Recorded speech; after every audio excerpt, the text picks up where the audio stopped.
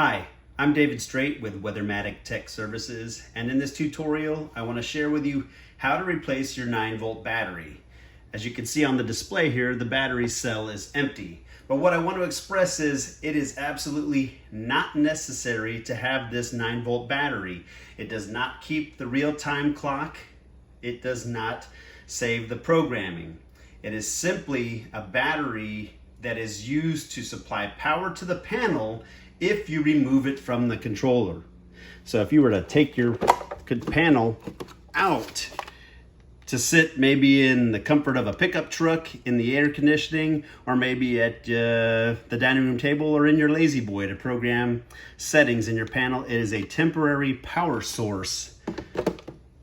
But moving forward, so we see that the battery cell is empty for the 9-volt battery. And what we need to do to replace that is simply open the panel.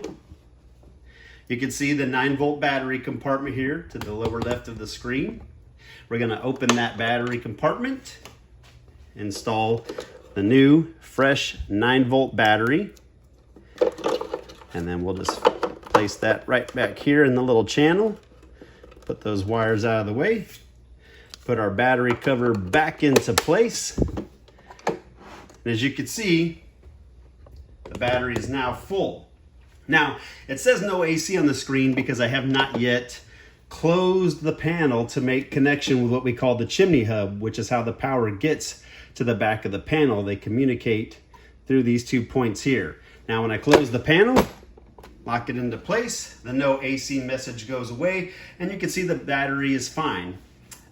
So that's all you need to do to replace the 9-volt battery in your SmartLine or your Proline SL1600 or SL4800 controllers.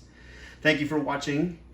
If you need any support, feel free to email us at support@weathermatic.com, or you can phone us at 888-484-3776. Thank you and have a wonderful day.